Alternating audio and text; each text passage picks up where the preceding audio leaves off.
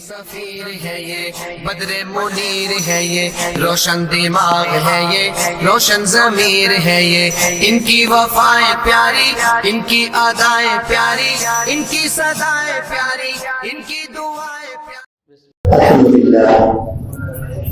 الحمد لله وكفى وسلام على عباده الذين اصطفى أما بعد أعوذ بالله من الشيطان الرجيم بسم الله الرحمن الرحيم والشمس وضحاها والقمر إذا تلاها والنهار إذا جلاها والليل إذا يغشاها والسماء وما بناها والأرض وما طحاها ونفس وما سواها فألهمها فجورها وتقواها قد أفلح من زكاها وقد خاب من دساها صدق الله العظيم. سبحان ربك رب العزة عما يصفون وسلام على المرسلين والحمد لله رب العالمين.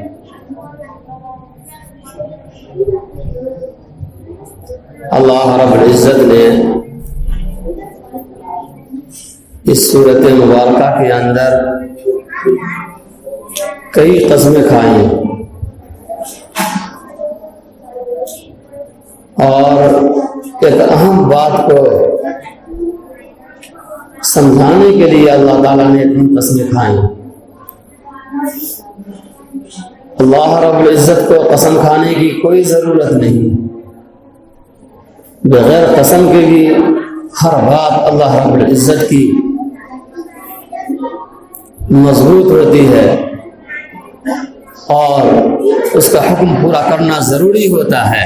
لیکن چونکہ اللہ رب العزت اپنے بندوں پر بہت مہربان ہے، اس لیے اللہ تعالیٰ نے قسمیں کھائی ہیں کہ بندہ بات سمجھ لے اور سمجھ کر کے اپنی زندگی کو درست کر لے، صحیح کر لے، صحیح راستے کو وہ اختیار کر لے. اس لیے اللہ تعالیٰ نے کئی چیزوں کی قسمیں کھائی. قسم ہے سورج کی اور اس کی روشنی کی. جو سورج نکلتا ہے تو ساری دنیا کو تابناک اور روشن کر دیتا ہے. یہ اللہ تعالیٰ کے قدرت کی نشانیوں میں سے یہ بہت بڑی نشانی ہے. والقمر اذا تلاها، اور قسم ہے چاند کی جبکہ وہ اس کے پیچھے پیچھے آوے. یہ اللہ تعالیٰ کی دو قدرت کی بڑی نشانیاں ہیں جو ایک کے بعد دیگر آسمان پر طلوع ہوتا ہے. والنہار اذا جلاها، اور قسم ہے دن کی کہ جبکہ سورج کے ذریعے سے دنیا کو روشن کر دے. واللیل اذا یغشاها، اور قسم ہے رات کی کہ جبکہ سورج کو وہ چھپا لے.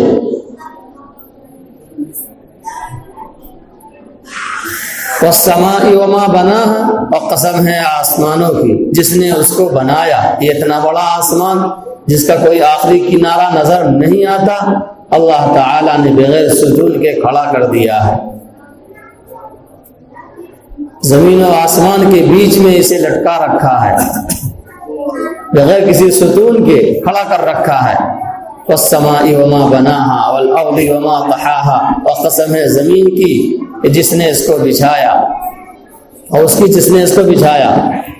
اتنی قسمیں کھانے کے بعد اللہ رب العزت ایک اور قسم کھا رہے ہیں. ونفس وما سواها، اور قسم ہے انسان کے جان کی. قسم ہے انسان کے جان کی. فَأَلْهَمَهَا فُجُورَهَا وَتَقْوَاهَا، کہ اللہ تعالیٰ نے انسان کے جان کے اندر، انسان کے جسم کے اندر، انسان کے دل کے اندر دو مادے رکھ دیے. فَأَلْهَمَهَا فُجُورَهَا وَتَقْوَاهَا، کہ برائی کے مادے بھی اس کے اندر رکھ دیے اور بھلائی کے مادے بھی اس کے اندر رکھ دیے. اللہ تعالیٰ نے انسان کے نفس کے اندر برائی کے تقاضے اور اس پر عمل کرنے کی طاقت بھی دی اور متقی بننے کی صلاحیت بھی اس کو عطا فرمائی. اب آگے انسان کو اختیار ہے، چاہے تو وہ نفس کی غلامی کر کے وہ جہنم والا راستہ اختیار کر لے، اور چاہے تو متقی بن کر، اللہ حوالہ بن کر اللہ کا دوست ہو جائے، اللہ کا ولی بن جائے، چاہے تو وہ عبد الرحمن بن جائے، اللہ کا بندہ بن جائے، اللہ کی ماننے والا بن جائے، اور چاہے تو وہ عبد الشیطان بن جائے، شیطان کا بندہ بن جائے، شیطان کی ماننے والا بن جائے۔ یہ آگے اللہ تعالیٰ نے انسان کو اختیار دے دیا، تم اچھا کرو تو اور برا کرو تو، یہ تمہیں اختیار دیا گیا ہے، لیکن جیسا اختیار ہوگا ویسے ہی جزا و سزا ہوگی۔ اللہ تعالیٰ نے جو ایک بدلے کا دن رکھا ہے، انتقام کا دن رکھا ہے، انصاف کا دن رکھا ہے، اس دن جو جزا اور سزا کا نظام چلے گا، اچھے لوگوں کو اچھا بدلہ ملے گا اور برے لوگوں کو سزا دی جائے گی، وہ اسی اختیار کی بنیاد پر کہ اس نے کس راستے کو اختیار کیا، کس راستے کو پسند کیا۔ اللہ رب العزت نے اس آیت مبارکہ کے اندر فجور کا تذکرہ پہلے کیا ہے اور تقوی کا تذکرہ بعد میں کیا ہے۔ فَأَلْهَمَهَا فُجُورَهَا، کہ اللہ تعالیٰ نے بد کرداری کا مادہ بھی تمہارے جان کے اندر رکھا، دل کے اندر رکھا، اور تقوی کا مادہ بھی رکھا، تو تقوی کو مؤخر کر دیا، جبکہ قاعدے کے مطابق تقوی کو پہلے لانا چاہیے۔ کیوں؟ کہ ہر عمدہ چیز مقدم ہوتی ہے۔ جیسے ہم مسجد کے اندر داخل ہوتے ہیں تو پہلے دایاں پاؤں داخل کرتے ہیں، جب ہم کھانا کھاتے ہیں تو داہنے ہاتھ سے کھاتے ہیں، اسی طریقے سے جب ہم جوتا اور چپل پہنتے ہیں تو سنت یہی ہے کہ پہلے دائنے پاؤں میں پہنے، جب کپڑا ہم پہنے تو پہلے داہنے آستین میں ہاتھ ڈالے۔ تو ہر عمدہ کام کو یہ سکھایا گیا ہے کہ جب شروعات کرے تو اچھی چیزوں سے اس کی شروعات کرے، داہنی طرف سے اس کی شروعات کرے۔ لیکن اللہ رب العزت نے اس آیت مبارکہ کے اندر فجور کا تقوی پہلے کیا، گناہوں کا تذکرہ پہلے کیا کہ اللہ تعالیٰ نے تمہارے جان کے اندر گناہوں کو پورا کرنے کی بھی طاقت دی ہے، اور اسی طریقے سے تقوی کی بھی صلاحیت عطا فرمائی ہے۔ اس کا راز اگر لوگوں کو معلوم ہو جائے تو معصیت کے جو تقاضے پیدا ہوتے ہیں، گناہ کے جو تقاضے پیدا ہوتے ہیں، اور اس سے ایمان والوں کو جو غم ہوتا ہے، یہ غم سب کافور ہو جائیں، ختم ہو جائیں، پھر کسی کو غم ہی نہ رہے۔ کیوں؟ کہ گناہ کے جو تقاضے پیدا ہوتے ہیں یہ تقاضے مضر نہیں ہیں، یہ تقاضے نقصان دہ نہیں ہیں، بلکہ گناہ کا کرنا یہ مضر ہے، یہ نقصان دہ ہے۔ اللہ رب العزت نے فجور کا تذکرہ پہلے کیا، اس کی وجہ یہی ہے کہ اصل میں گناہ کا جو خیال پیدا ہوتا ہے اور گناہ کے جو تقاضے پیدا ہوتے ہیں، یہ تقاضے کا پیدا ہونا یہ برا نہیں ہے، تقاضے پر عمل کرنا یہ برا ہے۔ اللہ رب العزت نے ارشاد فرمایا کہ ہم نے تمہارے اندر بد کرداری کا مادہ بھی رکھا ہے، لیکن اس پر عمل نہیں کرنا ہے۔ مادہ تو رکھا ہے لیکن اس پر عمل نہیں کرنا ہے۔ جب گناہ کے تقاضے ہمارے دل کے اندر پیدا ہوں گے، لیکن جب ہم گناہ سے بچیں گے، گناہ کو ہم نہیں کریں گے، تو اسی کا نام تقوی ہے۔ کہ تقوی کس کا نام ہے؟ کہ گناہ کے تقاضے اگر پیدا نہ ہو تو پھر انسان متقی بن ہی نہیں سکتا۔ تقوی تو نام ہی اس کا ہے کہ گناہ کے تقاضے پیدا ہو، گناہ کا خیال دل میں ہو، گناہ کرنے کو دل چاہے، اور پھر اللہ کے خوف سے انسان گناہ کو چھوڑ دے، تو اس کو کہتے ہیں کہ یہ متقی ہے، یہ پرہیزگار ہے۔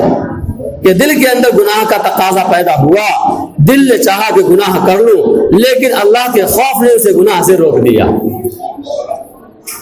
کہ جب انسان اللہ کے خوف سے گناہ کرنے سے رک جاتا ہے، اور جب غلط خواہشوں کا اور آرزوؤں کا وہ خون کر دیتا ہے، تو اس کے دل کے اندر کا جو سورج ہے وہ طلوع ہو جاتا ہے. اور جب ہم جانتے ہیں کہ دنیا کے اندر جب آسمان پر سورج طلوع ہوتا ہے تو ساری دنیا روشن ہو جاتی ہے, جگمگ ہو جاتی ہے, تابناک ہو جاتی ہے. اسی طریقے سے جب انسان کے دلوں کے اندر گناہ کا تقاضا پیدا ہوتا ہے, گناہ کرنے کو دل چاہتا ہے, لیکن انسان جب گناہ نہیں کرتا ہے تو اس کے دل کے چاروں افق پر مشرق سے بھی, مغرب سے بھی, اتر سے بھی, دکن سے بھی, ہر طرف سے اللہ رب العزت کی محبت کا, اللہ رب العزت سے تعلق کا اور اللہ رب العزت سے دوستی کا سورج طلوع ہوتا ہے, جس کی وجہ سے اس کا دل ایسا روشن ہو جاتا ہے, ایسا روشن ہو جاتا ہے کہ اس کے پاس اگر کوئی بیٹھ جاتا ہے, ایسا شخص جس کا دل جو ہے گناہوں میں مبتلا ہوتا ہے, ہر وقت جس کے دل میں گناہوں کے خیالات آتے رہتے ہیں, وہ دل بھی اس کا روشن ہو جاتا ہے. یہ اللہ رب العزت نے اس لیے یہاں پر فجور کا تذکرہ پہلے کیا کہ جس طریقے سے بغیر وضو کے نماز نہیں ہو سکتی. کوئی انسان انٹر میں ایڈمیشن لینا چاہے تو ضروری ہے اس سے پہلے کی کتابیں پڑھنا تاکہ وہ سمجھ میں آ سکے. کوئی چاہے عالم بننا اور وہ چاہے کہ ہم آخری کتاب پڑھ لیں جو عالمیت کی کتاب ہوتی ہے, بخاری شریف, ترمذی شریف, ابو داؤد شریف, تو وہ اس کتاب کو نہیں پڑھ سکتا, اس کتاب کو نہیں سمجھ سکتا. اس کتاب کو سمجھنے کے لیے ضروری ہے کہ وہ عربی اول میں داخلہ لے, عربی دوم, عربی سوم. اس سے پہلے ضروری ہے کہ اردو صحیح کرے, جب جا کر کے اس کو بخاری شریف سمجھ میں آئے گی. اسی طریقے سے تقویٰ جب ہی سمجھ میں آئے گا جبکہ گناہ کے تقاضے بھی دل کے اندر پیدا ہو, جبکہ گناہ کا خیال بھی دل کے اندر ہو, جبکہ گناہ کرنے کو دل بھی چاہے. تو اللہ تعالیٰ نے یہ ارشاد فرمایا کہ دیکھو گناہ کے تقاضے تو تمہارے اندر ہم نے پیدا کیے, تمہارے نفس کے اندر جو گناہ کرنے کا خیال پیدا ہوتا ہے وہ ہم نے پیدا کیا ہے, لیکن ہم نے یہ حکم دیا ہے کہ تمہیں اس تقاضے پر عمل نہیں کرنا ہے, اپنے نفس کو گناہوں سے روکنا ہے. کیوں کہ نفس نے تمہیں پیدا نہیں کیا ہے, ہم نے پیدا کیا ہے. کہ جب تم ہماری مانو گے اور گناہ کے تقاضے کو پورا نہیں کرو گے تو پھر ہم تمہیں انعام دیں گے, کہ تمہاری بخشش کریں گے. اس کے بدلے میں ہم تمہیں دوستی کا مقام عطا فرمائیں گے, اس کے بدلے میں جنت ملے گی, اس کے بدلے میں جنت ملے گی. اسی لیے اللہ تعالی نے انبیاء کرام انسانوں میں سے بنائے, انسانوں میں سے بنائے. یہ انسان چاہے جتنا بڑا ہو, گناہ کے تقاضے تو اس کے اندر پیدا ہوتے ہیں, لیکن اس تقاضے پر جب انسان نہیں عمل کرتا ہے جب جا کر کے وہ بڑا ہو جاتا ہے. تو انبیاء کرام معصوم بھی ہوتے, متقی بھی ہوتے. فرشتوں کو متقی کہنا صحیح نہیں ہے, درست نہیں ہے. کیوں کہ ان کے اندر گناہ کے تقاضے پیدا نہیں ہوتے, گناہ کے خیال ہی پیدا نہیں ہوتے, وہ جانتے نہیں گناہ کیا چیز ہے. کہ دنیا کی حسین سے حسین, ساری دنیا کے اندر جو سب سے زیادہ حسین عورت ہو, لڑکی ہو, فرشتے کے سامنے کر دیا جائے تو اس کے لیے ایک پتھر ہے, وہ مٹی کا ایک ڈھیلا ہے, وہ ایک درخت کے مانند ہے, اس پر کوئی بھی اثر پڑنے والا نہیں ہے. لیکن انسان کے جسم پر, انسان کے دل پر اس کا اثر پڑ جاتا ہے. اس لیے جب انسان اس تقاضے کو دبا لیتا ہے اللہ کی محبت میں, اللہ کے خوف کی وجہ سے, اللہ کے ڈر کی وجہ سے, تو اسے اللہ تعالیٰ اپنا دوست بنا لیتے ہیں, اسے اپنا محبوب بنا لیتے ہیں, اسے اپنا قرب عطا فرماتے ہیں. اس لیے فرمایا کہ گناہوں پر عمل نہ کر کے, گناہوں کے تقاضے کو پورا نہ کر کے یہ غم برداشت کرو. یہ غم جو ہے اللہ کے راستے کا غم ہے. ایک اللہ کے راستے کا غم وہ نہیں ہم جماعت میں نکل جائیں اور وہاں کوئی پریشانی مصیبت آئے تو اس پر ہم صبر کریں, تو یہ اللہ کے راستے کا غم ہے, اس پر ہمیں انعام ملے گا. بلکہ کہیں بھی انسان اپنے گھر کے اندر ہی ہو اور اس کے دل کے اندر گناہ کا خیال پیدا ہو گیا اور گناہ کے مواقع بھی میسر ہو گئے, لیکن اس نے گناہ نہیں کیا اور اس نے اس آرزو کا اور تمنا کا خون کر دیا، تو اللہ رب العزت اس خون میں آرزو کی وجہ سے اور اس تمنا کو دبا لینے کی وجہ سے بہت بڑا مقام عطا فرما دیں گے، اتنا بڑا مقام عطا فرما دیں گے کہ فرشتے بھی رشک کریں گے۔ ہم اگرچہ عبادت کرتے ہیں اور اگرچہ ہم گناہوں سے بچے ہوئے ہیں، لیکن ہمارے اندر تو گناہ کے کوئی تقاضے ہی نہیں، لیکن یہ انسان ہر وقت گناہوں کے تقاضے کی وجہ سے غم میں مبتلا ہوتا ہے۔ اس غم کی وہ لذت ہوتی ہے اور اس غم میں وہ مزہ ہوتا ہے کہ ساری دنیا کے سلاطین کے تخت و تاج ایک پلڑے میں رکھ دیا جائے، ساری دنیا کے لیلاؤں اور مجنوؤں کے حسن کو اور عشق کو اسی پلڑے میں رکھ دیا جائے، ساری دنیا کے شامی کباب اور بریانی کی لذتوں کو ایک پلڑے میں رکھ دیا جائے اور دوسرے پلڑے میں اللہ رب العزت کے راستے کا ایک غم رکھ دیا جائے کہ گناہ کا تقاضا پیدا ہوا اللہ کے خوف کی وجہ سے، لوگوں کی ڈر کی وجہ سے نہیں، یا مواقع نہیں ملے گناہ نہیں کیا اس کی وجہ سے نہیں، اللہ کی خوف کی وجہ سے اس نے گناہ کو ترک کر دیا، چھوڑ دیا، تو فرمایا کہ یہ سب ہیٹ ہے، یہ سب بیکار ہے، یہ دنیا کے تختوں، دنیا کے بادشاہوں کے تختوں تاج اور اسی طریقے سے دنیا کی جو حسینائیں ہیں اور اسی طریقے سے جو اس کے عشق و محبت ہیں، یہ سب ہیٹ اور بیکار ہے۔ اس لیے فرمایا کہ وہ پاؤں جو اللہ کے راستے کی طرف نہ چلے، اللہ والوں کی مجلس میں نہ جائے، اس پاؤں کا کٹ جانا بہتر ہے۔ وہ ہاتھ جو اللہ کے راستے میں کام نہ آئے، اللہ والوں سے مصافحہ نہ کرے، حجر اسود کا بوسہ نہ دے، مخلوق خدا کی خدمت نہ کرے، اس ہاتھ کا نہ ہونا بہتر ہے۔ وہ آنکھ جو بدنظری کرے اور اسی طریقے سے وہ آنکھ جو کسی کی طرف غلط نگاہ سے اس آنکھ سے دیکھا جائے، تو فرمایا اس آنکھ کا نکال دیا جانا یہ زیادہ بہتر ہے۔ کسی کان سے گانا سنا جائے اور اللہ کی نافرمانی کی باتوں کو سنا جائے، اس کان کا اکھاڑ دیا جانا یہ زیادہ بہتر ہے۔ اللہ کی نافرمانی سے یہ بچ جانا یہ بہت بڑا عمل ہے، بہت بڑا نیک عمل ہے۔ انسان جو اللہ کے قریب ہوتا ہے، ہم جو کہتے ہیں یہ اللہ والے ہیں، یہ اللہ کے دوست ہیں، یہ اللہ کے پیارے ہیں، یہ عبادتوں کی وجہ سے نہیں ہو جاتے ہیں۔ عبادت کرنے والے عام لوگوں میں بھی بہت ہیں، عبادت کرنا بہت آسان ہے، عبادت کرنا بہت آسان ہے۔ انسان اللہ والا جو بنتا ہے، اللہ کا دوست بنتا ہے، اللہ کا مقرب بنتا ہے، وہ گناہوں سے بچنے کی وجہ سے۔ گناہ کا تقاضا پیدا ہوا لیکن اس نے گناہ نہیں کیا۔ کہ گناہ سے جب انسان بچتا ہے تو اس سے اس کے دل پر ایک جو ہے غم آتا ہے۔ مثال کے طور پر جھوٹ بولنے کی عادت ہے، جھوٹ بولنے کی وجہ سے بڑا نفع ہوتا ہے دنیاوی اعتبار سے، لوگوں کو مشاہدہ ہوتا رہتا ہے کہ ہزاروں ہزار کا جو ہے فائدہ ہو جاتا ہے۔ لیکن اب ہم نے ٹھان لیا کہ اللہ کی محبت میں ہمیں جھوٹ نہیں بولنا ہے۔ جھوٹ نہ بولنے کی وجہ سے جو ہمارا نقصان ہوا ہے اور اس نقصان کی وجہ سے ہمارے دل کو جو غم ملا ہے، اس غم کی وجہ سے اللہ تعالیٰ انعام عطا فرما دیں گے، اپنا قرب عطا فرما دیں گے۔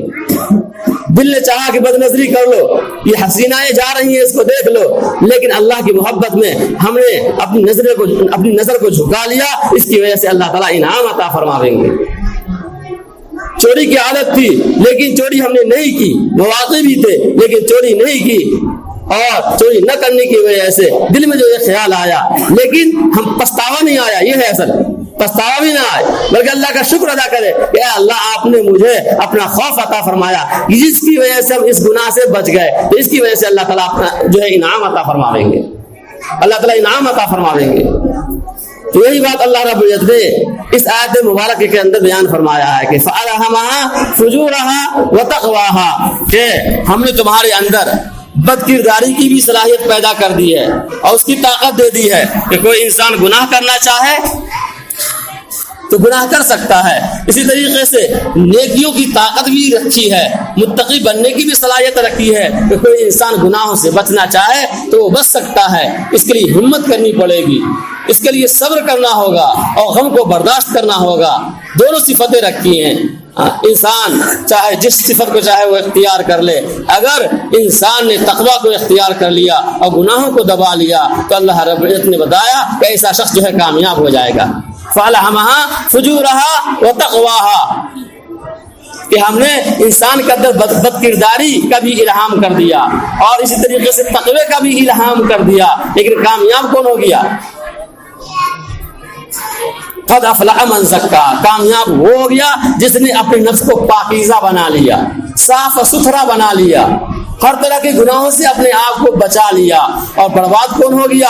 ناکام کون ہوا؟ فرمایا وقد خاب من دساہا، جس نے فجور میں، جس نے نافرمانی میں اور اللہ کی بغاوت میں اپنے نفس کو دبا دیا۔ تو اللہ تعالی ہم سب کو گناہوں سے بچنے کی توفیق عطا فرمائے اور نیکیوں کا کرنے والا بنائے۔ وآخر دعوانا الحمدللہ رب العالمین۔